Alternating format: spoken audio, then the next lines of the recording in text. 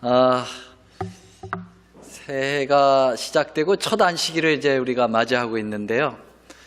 안식일이 바로 시작되지 않고 6일이 지나서 이제 안식일이 시작이 되니까 5일이군요. 5일째 되니까 새로운 맛이 조금 없긴 한데요, 말이죠. 그러나 영락없는 오늘이 첫 안식일입니다. 그렇습니까? 예. 오늘 첫 안식일에 이렇게 하나님의 전을 지키시는 여러분들은 큰 축복을 받으셨고 또 우리 모두에게 기쁨을 선사하는 것이라고 생각합니다. 뭐 소식을 들어 아시겠지만은 지금 우리 성도님들 가운데 아주 상당수가 감기로 또 유행성 장염으로 고생을 많이 하시고 계세요. 그래서 한 장로님은 지금 병원에 입원까지 하고 계시고, 그래서 참 걱정입니다.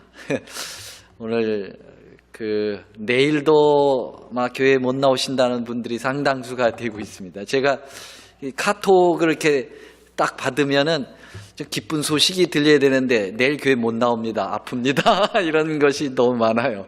그렇지만은 그게 뭐 현실인데 어떡하겠어요? 우리가 기도 많이 해주시고 빨리 이 감기가 물러가서 아주 우리 교회가 건강한 이 영적으로도 건강한 교회가 되어야 되겠지만 육체적으로도 우리 건강한 교회가 되었으면 참 좋겠습니다. 자, 이제 새해 들어서 첫 금요 저녁 예배인데요. 계속해서 말씀은 계속 이어져 가겠습니다. 첫째 천사의 기별과 믿음으로 말미암은 의를 지금 공부하고 있습니다. 지난 시간 공부한 것을 잠깐 복습을 하겠습니다. 뭐 상당한 또 시간 동안에 금요 저녁에 제가 예배 설교를 좀 뜸하였기 때문에 아마 전에 공부한 것을 조금 상실을 했을 수 있습니다. 그래서 조금 기억을 되살리기 위해서 조금만 우리가 복습을 좀 합니다. 계시록 14장 7절에 나오는 첫째 천사의 기별이죠. 한번 또 같이 읽어보겠습니다. 시작. 그가 큰 음성으로 가로되 하나님을 두려워하여 그에게 영광을 돌리라. 이는 그의 심판하실 시간이 이르렀음이니 하늘과 땅과 바다와 물들의 그늘을 만드신 이를 경배하라 하더라. 그랬습니다. 여기에 한 복판에 심판의 기별이 나온다고 했고요. 이 심판은 재림전 심판, 조사 심판이라고 말씀을 드렸습니다. 그런데 계시록 14장 6절에 나오는 세천사 기별의 서론에 이 세천사의 기별은 영원한 복음이라고 했기 때문에 이 첫째 천사의 기별도 복음이고 둘째 천사의 기별도 복음이고 셋째 천사의 기별도 복음이죠. 그냥 복음도 아닌 영원한 복음이죠.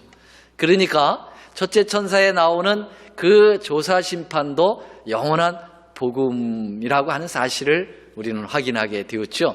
그래서 심판이라고 하는 그 좀 무거운 주제의 용어지만은 그렇지만은 그 심판 속에 하나님의 용서가 있고 구원이 있고 복음이 있는 것입니다.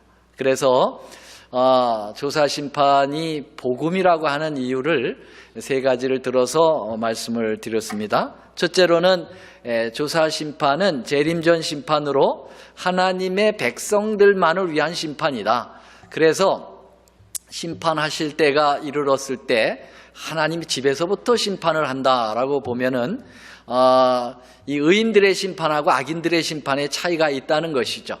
그래서 각시대 대쟁투 480쪽에는 조사 심판은 하나님의 백성이라고 공언하는 사람들의 사건만을 다루게 된다. 그렇게 했고요. 악인들의 심판은 이제 그 후에 있을 거다라고 이야기하고 있습니다. 그래서 조사 심판은 재림 전에 있고 악인들의 조사 심판은 천년기 동안 있으면서 우리가 천년기 동안에 이제 하늘로 승천하여 왕노릇하게 되고 그 왕으로서의 그 권한은 통치의 기능도 있지만 심판의 기능도 있다고 그랬어요. 그래서 우리 하나님께서 우리에게 악인들의 죄를 살필 수 있는 권한을 주신다고 말씀하셨습니다.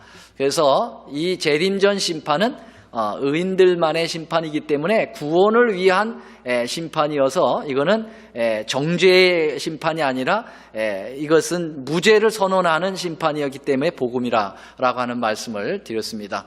두 번째, 조사 심판, 이 재림전 심판은 심판의 그 재판정의 구조를 보면은 피고는 바로 우리가 되고, 또 우리의 죄를 정죄하려고 하는 것은 이제 율법이고, 참수하는 자는 사단이고, 그리고 우리 편에 서서 변호를 하시는 분은 누구라고 그랬습니까? 예수님이시라고 말씀드렸습니다. 이것은 여러 성경절에 보면은 나와 있듯이 다니엘 7장에 보면은 왕자가 놓이고 옛적부터 항상 계신 이가 자정했다. 이제 심판의 그 자리에 앉아 계신 하나님 아버지가 보여지죠. 그리고 심판을 베푸는데 책들을 펴놓고 심판을 한다 그랬어요. 그래서 이 조사 심판, 재림전 심판은 책으로 심판하는 거예요. 피고들이 직접 참여를 하지 않는 걸석 재판이라고 볼 수가 있겠죠. 그래서 이 심판이 이루어지는데 7장 13절에 보면은 그 심판 자리에 인자 같은 이가 하늘 구름을 타고 오는 모습을 보게 됩니다. 여기 인자는, 성경에 나오는 인자는 누구죠?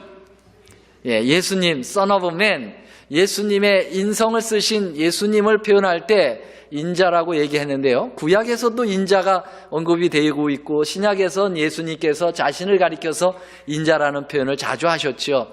그 인자 같은 이가 구름을 타고 이 지구로 오시는 게 아니라 바로 심판 자리로 나아가서 무엇을 위하여 나가시는가? 우리의 변호를 위해서 나가시는 거죠. 그런데 재미있는 것은 그분이 우리를 위하여 하나님 앞에 나타나셨지만 그 심판 자리에 앉아 계신 하나님 아버지께서 그 심판의 권세를 누구에게 양도하셨다고요? 아들 예수님에게 양도를 하셨다고 한 것입니다. 그래서 인간으로서 고난당한 사람들 중에 왕이 온 세상의 재판장이 돼야 된다 하는 것이 여기 하나님의 구상이었다. 이 하나님은 하나님 아버지죠. 하나님 아버지께서 그 아들에게 이 재판장이 맡아줄 것을 예전서부터 생각을 하셨고 그 일을 실행하셨다는 것입니다.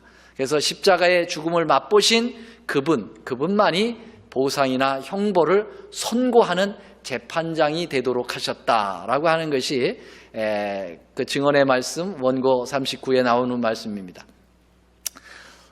성경에도 여러 곳에 예수님이 재판을 아버지로부터 양도받았다고 하는 증거 성경절들이 많이 나오죠. 아버지께서 아무도 심판하지 아니하시고 심판을 다 아들에게 맡겼다. 아주 직접적 표현입니다.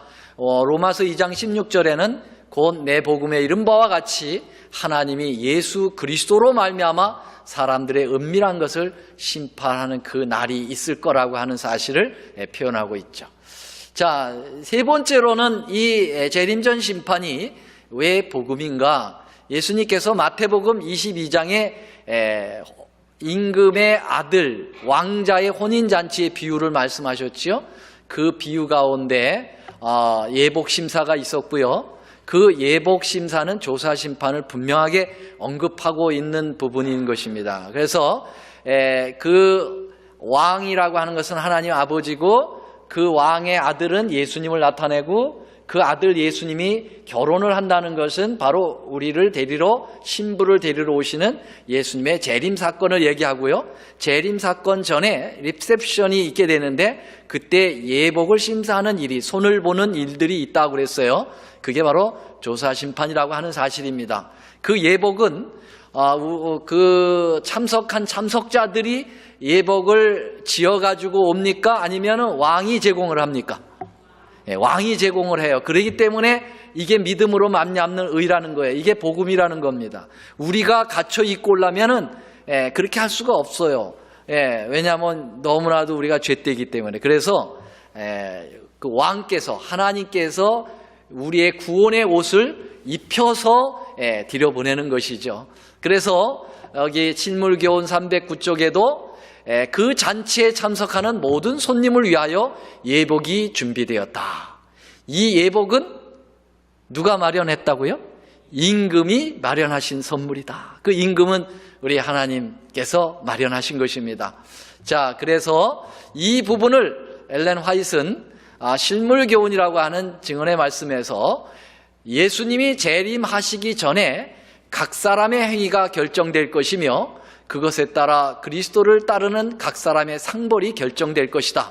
하늘 궁정에서 진행되는 조사 심판은 사람들이 이 땅에 살고 있는 동안에 진행된다라고 하면서 바로 이 예수님이 예복을 입혀서 이제 그 결혼식장에 들여보내는 이 장면을 바로 조사 심판과 연결하여서 설명하고 있다 말씀을 드렸습니다. 자, 그렇기 때문에 복음이라고 하는 것이죠. 자, 그러면 이 조사 심판이라고 하는 이 놀라운 영원한 복음을 준비시키는 세 가지가 이 첫째 천사의 기별에 나온다고 말씀드렸습니다. 그래서 그 세 가지 중에 첫 번째에 해당이 되는 부분을 지난 시간까지 공부를 했습니다. 오늘은 둘째와 셋째의 그 준비 과정을 이 계시록 14장 7절에 나오는 첫째 천사의 기별에서 공부하도록 하겠습니다. 세 가지는 어떤 것이 이제 이 조사 심판, 재림전 심판을 준비하는 걸까요? 첫 번째는 뭐죠? 하나님을 두려워하는 것이죠.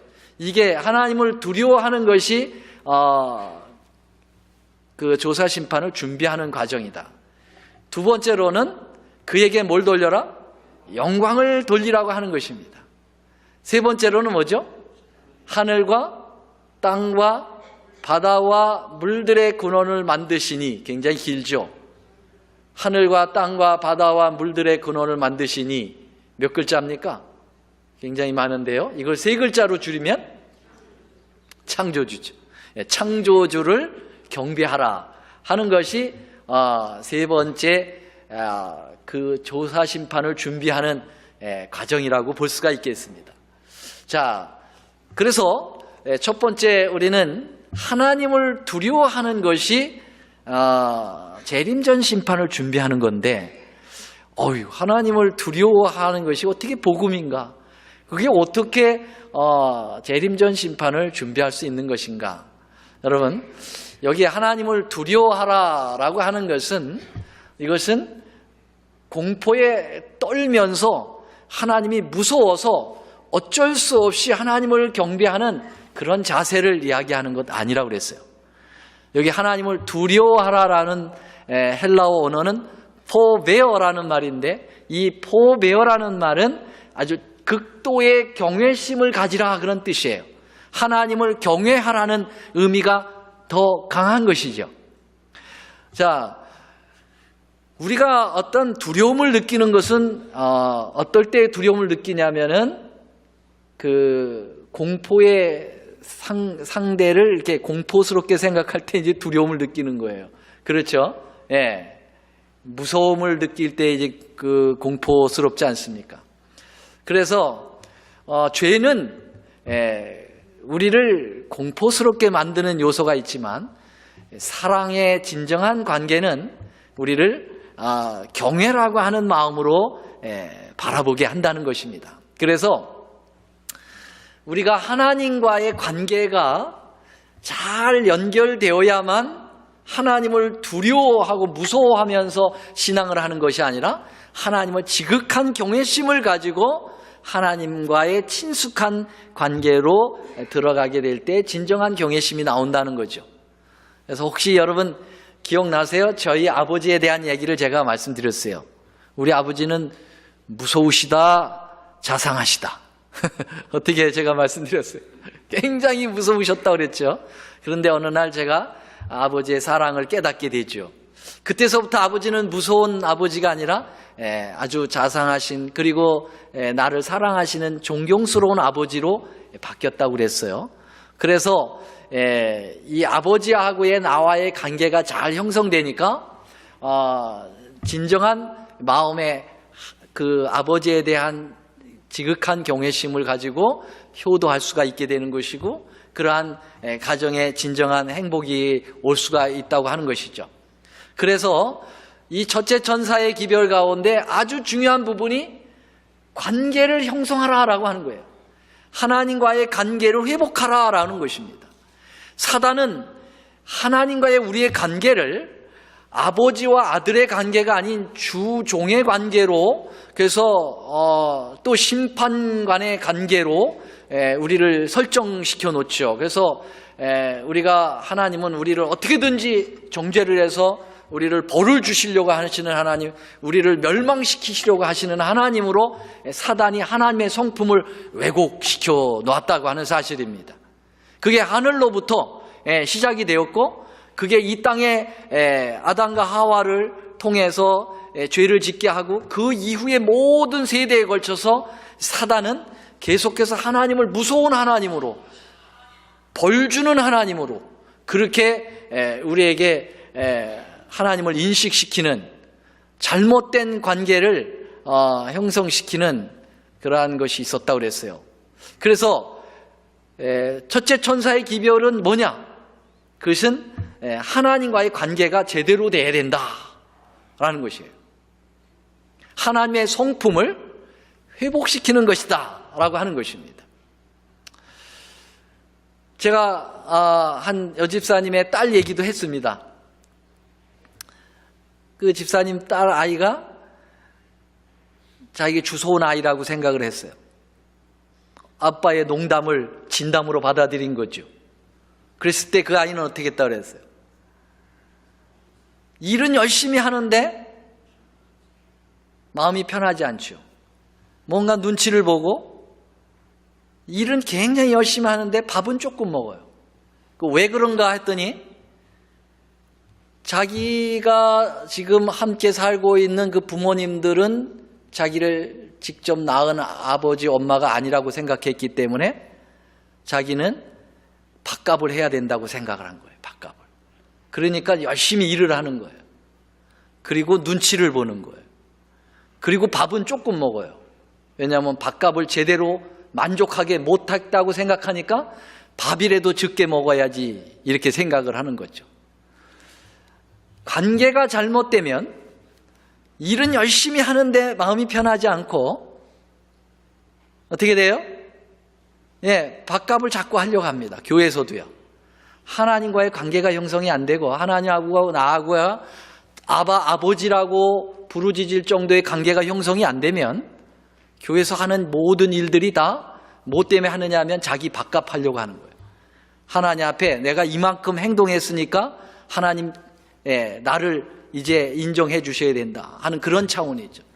그러니까는 하나님과의 관계가 어떤 관계적 요소가 아니라 자꾸 거래를 하려고 한다는 거죠.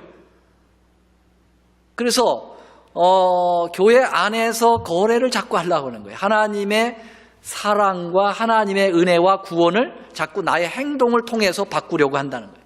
내가 이만큼 행동을 했으니까 주님 구원을 나에 주셔도 이제 되지 않겠습니까? 하는 거죠. 그거는 하나님과의 관계가 제대로 형성이 안 될 때 오는 피곤한 신앙인이 되는 거예요. 거기서부터 벗어나라고 하는 게 첫째 천사의 기별 중에 중요한 것이 들어있다는 것입니다. 오늘날 재림 성도들 가운데에도 교회 생활을 굉장히 짐스럽게 생각하는 거예요.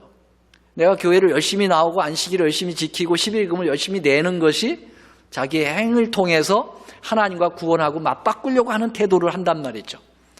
그렇게 못하면 하나님이 무서운 하나님으로 나를 정죄하시고 이제 나를 구원해서 쫓겨내시는 하나님으로 생각하기 때문에 피곤한 거예요. 그리고 신앙이 자꾸 멀어지는 거예요. 기쁨이 없어요. 행복이 없습니다. 여기서부터 벗어나라고 하는 것이죠. 예수님께서 공생애 가운데 가장 좀 예수님답지 않은 행동을 할 때가 있었어요. 그러니까 과격한 행동을 했다고 할 수 있을까요? 책찍을 가지고 휘두르시고 상을 뒤엎으시고 그런 행동은 참 예수님에게서, 그 자상하신 예수님에게서 거의 볼 수 없는 행동인데 그런 행동을 하셨어요. 그때가 언제였습니까? 성전을 청결하게 하실 때였어요. 2번 하셨어요. 공생애를 시작하면서 하셨고요, 공생애를 마칠 때 하셨어요. 2번 똑같이 그렇게 분노하셨어요. 그걸 이제 화를 냈다고 하지 않고 우리는 뭐라고 합니까? 의로운 분노다. 그래서 의분을 일으키셨다 그렇게 얘기했어요. 거기에 시대의 소망에 보면은 그때 예수님께서 벼락같이 소리를 지르고 내 집을 장사하는 집으로 만들지 말고 강도의 구렬로 만들지 말라고 소리치실 때 그때 신성이 번쩍였다고 그랬어요. 그래서 유대 지도자들도 너무 무서워가지고 다 도망갔다고 그랬어요. 그만큼 예수님이 신성까지도 사용하시면서도 강력한 표현을 하신 것이 성소정결이거든요. 여러분들은 어떻게 생각하십니까? 왜 예수님께서 그렇게 성소정결에 대하여 심각하게 표현을 하셨다고 생각하십니까? 원인이 뭡니까? 교회 안에서 막 번잡스럽게 양들 소리 내고, 동전 바꾸고, 그런 어떤 물리적인 그러한 현상 때문에 그렇다고 생각하십니까? 어떻게 생각하시죠? 문제는 그겁니다. 뭐냐면 이 교회라고 하는, 성전이라고 하는 것은 하나님의 은혜가 거저 내려주는 거예요. 그렇습니까? 하나님의 구원은 선물입니다. 맞죠? 선물은 돈 주고 받아요? 거저 받는 거예요. 그래서 이 성전이라고 하는 것은 하나님의 구원이 임하는 처소죠. 특별히 구약시대의 성전은 더더욱 그 구원에 대한 모든 그 원리가 거기에 다 설계도로 담겨져 있지 않습니까? 바로 그 장소에서 뭘 했다는 겁니까? 교환을 했다는 겁니다. 장사를 했다는 거죠. 주고받았다는 겁니다. 동전을 바꿔주고 교환을 하고 양을 팔고 돈을 받았다는 거예요. 장사를 했다는 거죠. 그건 어떠한 무슨 물리적인 장사를 얘기하는 게 아니고요. 구원을 얻기 위하여 나의 행동을 통하여 구원을 바꾸려고 하는 영적 장사를 했다고 하는 사실이죠. 그걸 예수님께서 분노하신 거예요. 여러분, 교회 안에서, 성전 안에서 그보다 더 타락한 모습을 보인 때도 굉장히 많았어요. 그런데 하나님께서 그때 직접적으로 그렇게 표현하신 적이 없습니다. 근데 예수님 공생애 때에 그들이 장사의 그러한 일들을 행한 것은 영적인 굉장히 큰 오해를 가져오게 할 수 있는 그런 요소였기 때문에 주님께서 아주 강력하게 여기에 응징을 하신 거예요.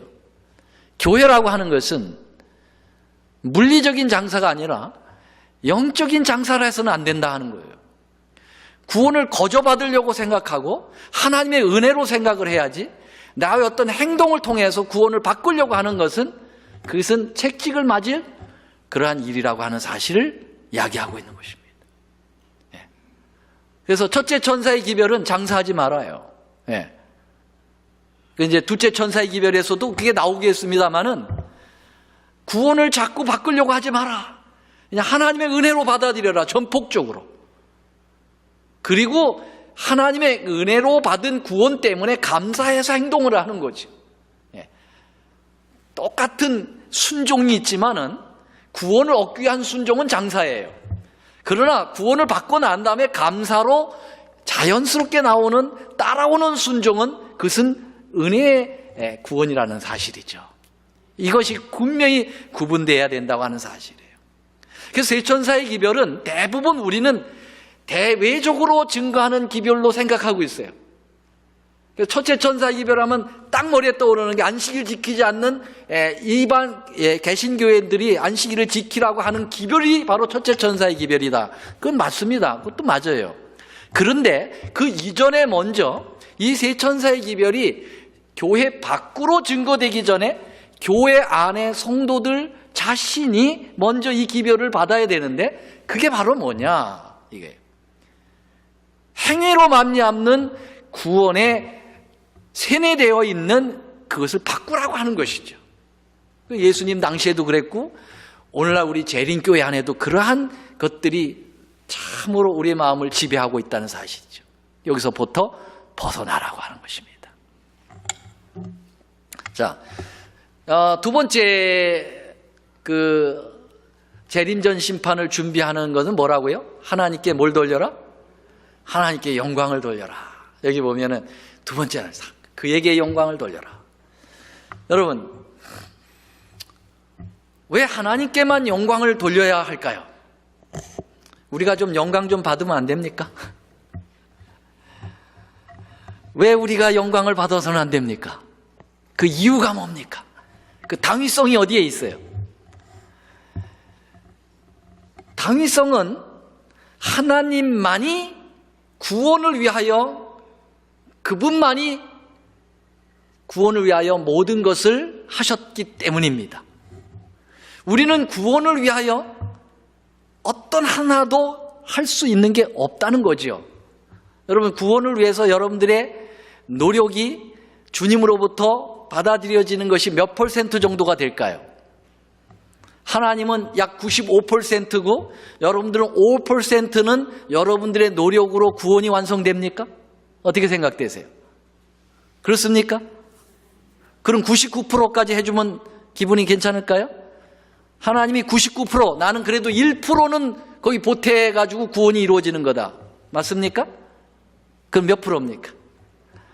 0%, 0%. 구원을 위해서 우리는 기여하는 도가 0%예요. 아무것도 없다고 그랬어요. 구원은 전적으로 100% 하나님이 하시는 일입니다. 아멘? 그러니까 우리는 구원을 해서 아무것도 한 것도 없는데 영광 받으면 돼야 안 돼요? 안 되죠. 하나님이 다 하셨는데 왜 우리 영광을 우리가 받아야 되냐 이거예요. 하나님만이 영광을 받아야 된다는 거예요. 그래서 이 영광을 돌려라라는 말은 구원이 전적으로 하나님께로부터 온다는 사실을 인정하라. 그리고 자신의 의를 완전히 제로로 낮춰라 라고 하는 것이 첫째 천사의 기별 중에 또 하나라는 것입니다. 여러분들은 아멘 아니신가요? 예, 이게 굉장히 중요한 부분이죠. 예, 100% 하나님이 하시는 일이에요. 우리는 구원을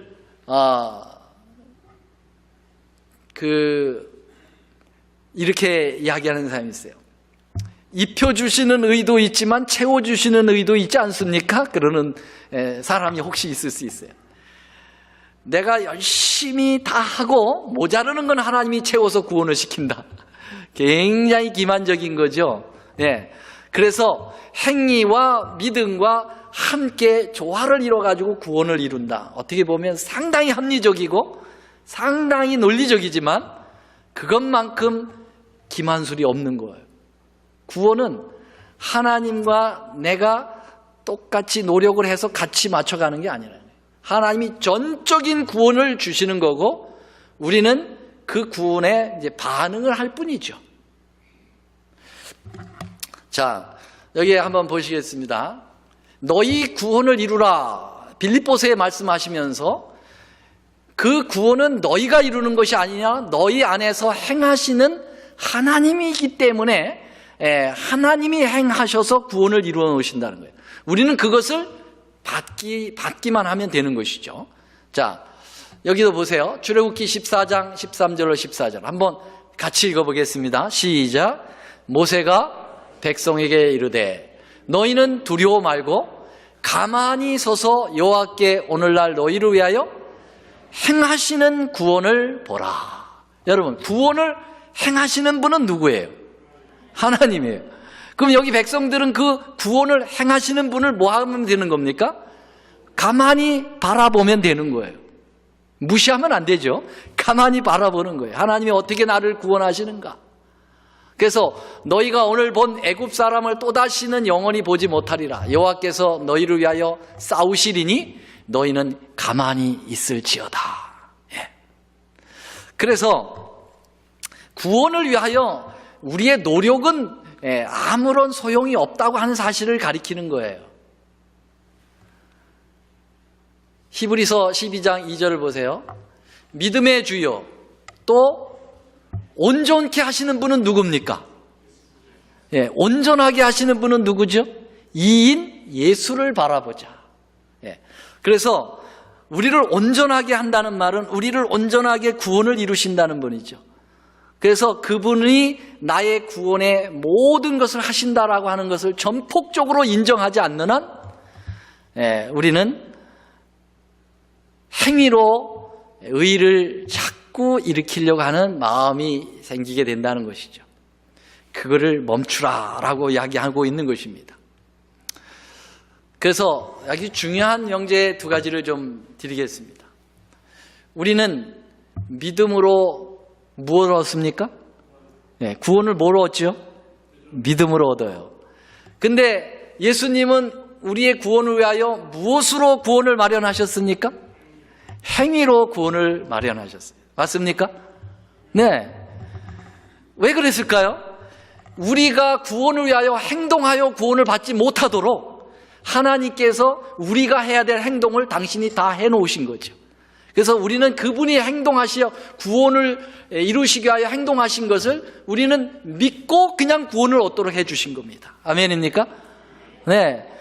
이 글은 어떤 예언의 신에서 나온 것도 아니고 그냥 제가 나름대로 이렇게 생각을 해놓은 것입니다. 근데 아주 머리가 나쁜 저도 제가 볼 때에도 참 잘된 규절이다 그렇게 생각을 해요. 그렇다고 제가 영광을 받는 건 아니에요. 하나님은 믿음으로 구원을 우리에게 주시지만 하나님은 행위로 구원을 이루셨다는 거예요. 그래서 예수님께서 요한복음에도 제가 여기 안 가져 나왔는데요. 요한복음에도 보면 너희가 나를 믿지 못하거든 내가 행동한 것을 보고 나를 믿으라 그렇게 얘기를 했어요. 참으로 감사한 거죠. 여러분 우리는 구원을 어떤 행동으로도 얻을 수 없고 부족합니다. 너무나도 부족합니다. 그렇기 때문에 하나님께서 다 이뤄 놓으시고 그것을 취할 수 있도록 우리에게 믿음으로 그것을 가져가도록 말씀하신 것이죠. 그게 하나님께 영광을 돌려라 라고 하는 그런 의미가 이 안에 포함되어 있다고 생각합니다. 왜냐하면 우리는 어떤 것도 한 것이 없기 때문에 영광을 받아서는 안 된다고 하는 사실이죠. 어떤 것도 영광을 받아서는 안 된다.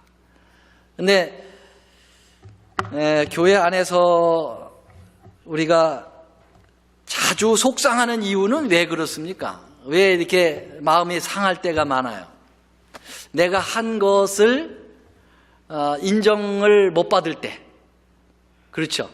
그 말은 좀 인정을 못 받을 때 하면은 조금 헷갈릴 거예요. 그런데 내가 영광을 못 받을 때 좀 속상합니다.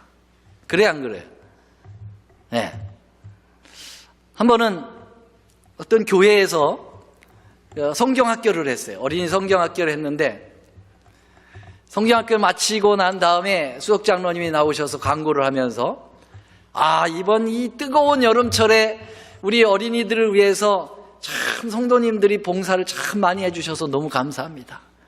어느 장로님은 수박을 가져오셨고 어떤 집사님은 밥을 해주셨고 하면서 쭉 이제 감사를 표현했는데 그만 쭈쭈바를 사가지고 오는 집사님을 빼먹었어요. 이 수석장로는 연세가 많으셔가지고. 그랬더니 쭈쭈바 사온 집사님이 속으로 뭐라 그래요? 다시는 쭈쭈바 사가지고 오나 봐라. 왜냐하면 안 알아줬다 이거예요. 그 영광을 조금 차지해야 되는데 그만큼이라도 차지해야 되는데 아예 뺐다 이거죠. 속이 상하는 거예요. 상처를 받았다고 보는 거예요. 저 장로님이 분명히 나하고 억하심정이 있다 이렇게 생각을 하는 거죠. 이게 이제 단순한 한 가지 얘기지만은 우리의 마음속에 그런 것들이 가득 차 있다는 거예요.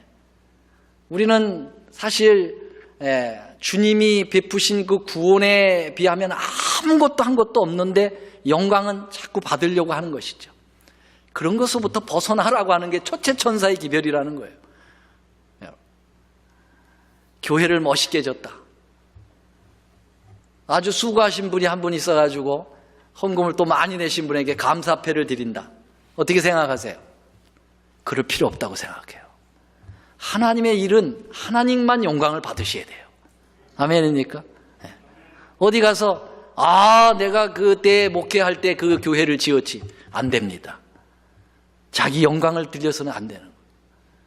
참 그런 사사로운 것들이 우리의 마음속에 얼마든지 자리할 수가 있어요. 그런 것으로부터 완전히 해방받기 위하여 우린 첫째 천사의 기별을 제대로 이해해야 된다고 하는 사실이에요. 영광은 오직 누구에게만? 하나님에게만. 그렇게 생각을 하면 웬만해가지고 마음에 상처받지 않아요. 하나님 받을 영광 받으셨으면 됐지. 나는 여기서 그것이면 돼 라고 하는 그러한 만족감이 있는 거죠. 자, 이제 마지막으로 창조주를 기억하라. 여러분, 이 창조주를 기억하라는 것은 안식일을 회복하라라고 하는 의미가 굉장히 크죠. 이제 왜 그럴까요? 여기 이 하늘과 땅과 바다와 물들의 근원을 만드신 이를 경배하라라고 하는 이 하늘과 땅과 바다와 물들의 근원이라고 하는 이 부분이 바로 출애굽기 20장에 나오는 10계명의 안식일 계명 속에 들어있는 문장입니다. 그래서 이 창조주를 제대로 경배를 해야 되는데 이 창조주를 제대로 경배할 때 잃어버린 것이 바로 이제 안식일 문제가 잃어버렸기 때문에 이것을 회복하라고 하는 것이 이제 대외적으로 증거하는 첫째 천사의 기별 중에 아주 중요한 부분이죠. 자, 근데 이 부분을 좀 더 구체적으로 좀 생각을 좀 해볼 필요가 있습니다. 왜 이것을 첫째 천사의 기별에다 집어넣고 이것을 조사 심판을 준비하는 하나의 과정 속에 하나로 여기셔야 했겠는가라고 하는 부분을 좀 생각을 해보려고 하는 것입니다. 여러분, 우리가 하나님을 제대로 경배하려면 진짜 하나님을 찾아 경배를 해야 되는데, 여러분, 진짜 하나님을 어떻게 찾을 수 있을까? 하나님께서 말씀하셨어요. 진짜 하나님이 되려면 몇 가지 요건이 필요하다는 거예요. 진짜 하나님이 되려면 어떤 요건이 필요하냐? 첫째, 창조를 해야 진짜 하나님이라는 겁니다. 맞습니까?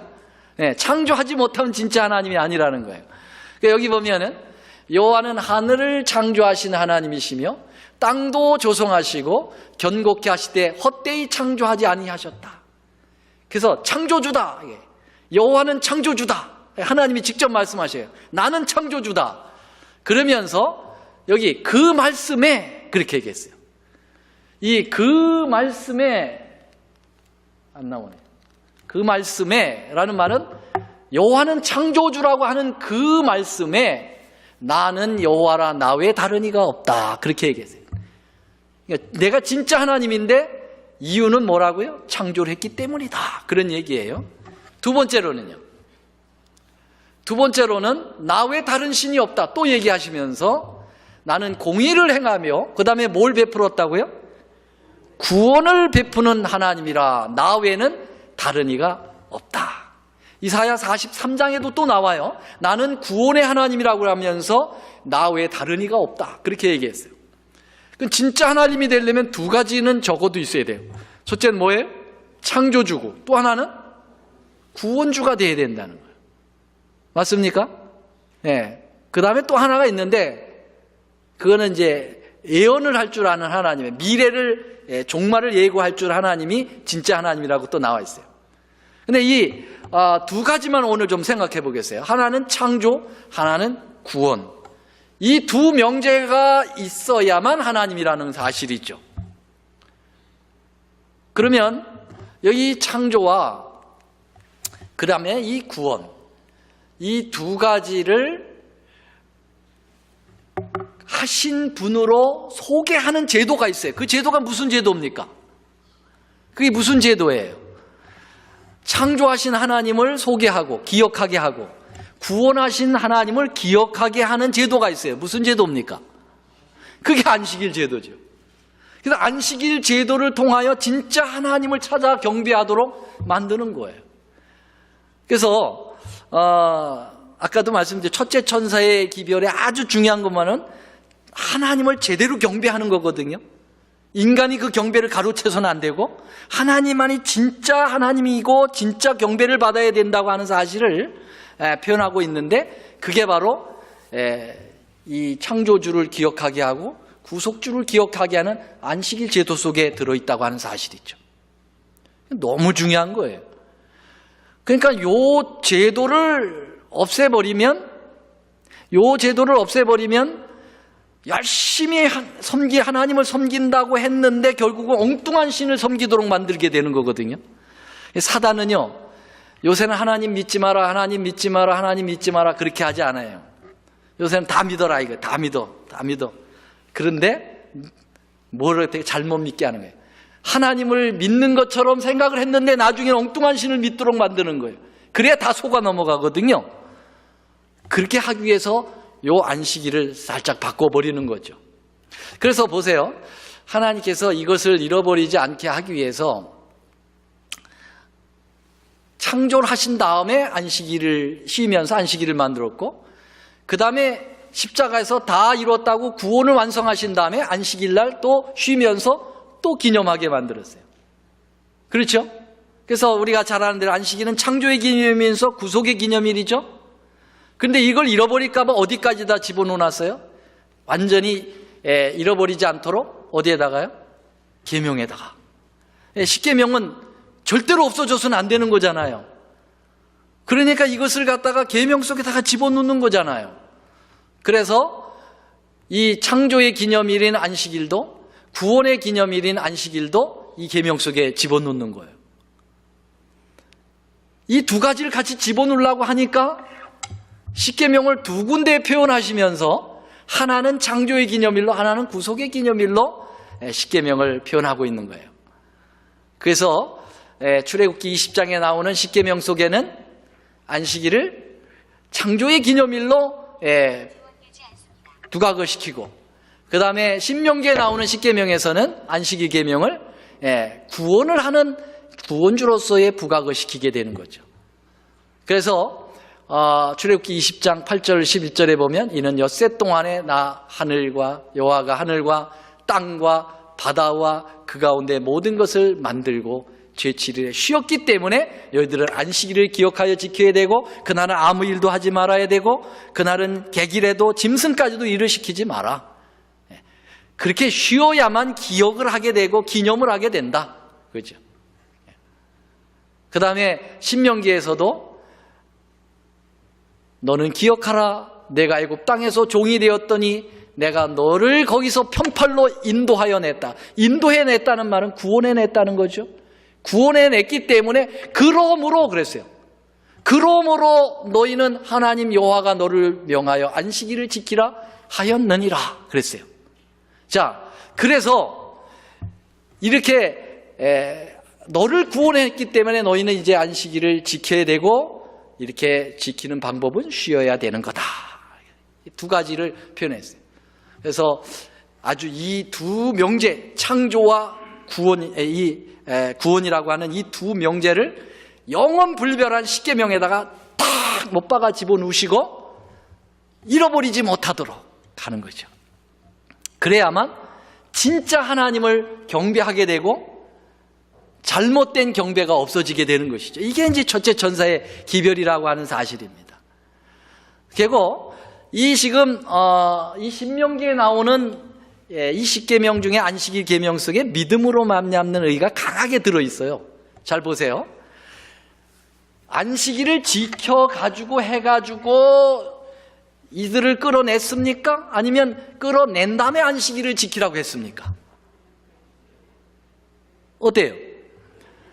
이스라엘 백성들이 애굽에서 400년 동안 종살이하면서 다 잃어버렸어요. 안식일 잃어버리고 계명 잃어버리고 예배 잃어버리고 하나님 다 잃어버렸어요. 자, 모세가 와가지고 그들을 끌어낼 때 야, 너희들 다 잃어버렸으니까 나가려면은 어떻게 해야 되냐? 먼저 계명을 지켜야 된다. 안식일 계명 회복해야 돼. 그리고 안식일 지키는 연습 다 시켜가지고 나왔나요? 아니에요. 그냥 끌어냈어요. 맞습니까? 단 하나, 6월절에서 예수님의 십자가를 경험하게 하고 끌어냈어요. 그 다음에 광야에 나와서 그 다음에 계명을 주고 안식일을 지키게 한 것입니다. 맞습니까?